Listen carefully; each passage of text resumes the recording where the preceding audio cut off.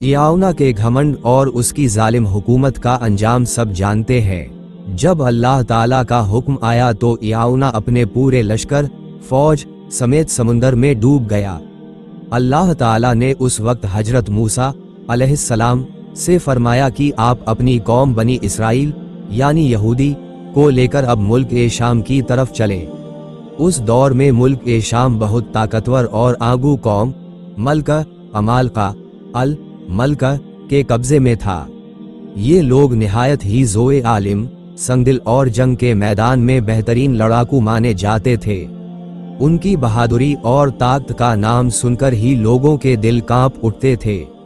हजरत मूसा अलैहिस्सलाम को अल्लाह ताला ने हुक्म दिया कि बनी इसराइल को लेकर मलका से जंग करें और मुल्क ए शाम को फतह जीत करें। बनी इसराइल की तादाद उस वक्त करीब 6 लाख 6 फौजी थी। इतनी बड़ी तादाद अपने आप में किसी भी दुश्मन के लिए खतरा साबित हो सकती थी, लेकिन बनी इसराइल का हाल कुछ और था। बनी इसराइल की कमजोरी और बूढ़िले जब बनी इसराइल मुल्क ए शाम की सरहद के करीब पहुंचे और उन्हें मलका की फौज का सामना करना पड़ा तो उनके हौसले पस्त हो गए। वे लोग मलका की ताकत और जंगी बिलीटा देखकर डर गए।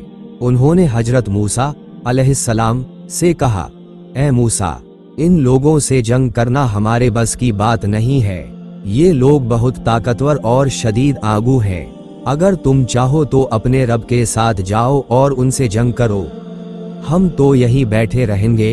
यह अल्फाज बनी इसराइल की कायराना सोच और बूढ़िले को जाहिर करते हैं, जबकि उनके पास लाखों का लश्कर था मगर उनके दिलों में ईमान की मजबूती और अल्लाह पर भरोसा नहीं था।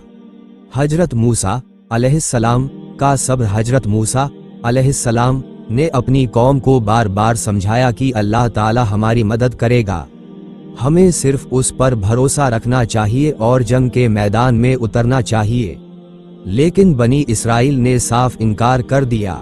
उनकी जिद और डर देखकर हजरत मूसा अलैहिस्सलाम ने अल्लाह ताला की बारगाह में दुआ की और फरमाया, ऐ मेरे रब, मेरे पास सिर्फ मैं और मेरा भाई हारून है। तू ही हमारे और इन नामना लोगों के दरमियान फैसला फरमा। अल्लाह का हुक्म। रेगिस्तान में भटकना। बनी इसराइल की इस नामना की सजा यह हुई कि अल्लाह ताला ने हुक्म दिया कि यह कौम 40 साल तक रेगिस्तान टिया में भटकती रहेगी। इतने बड़े लश्कर के बावजूद वे मुल्क ए शाम में दाखिल न हो सके।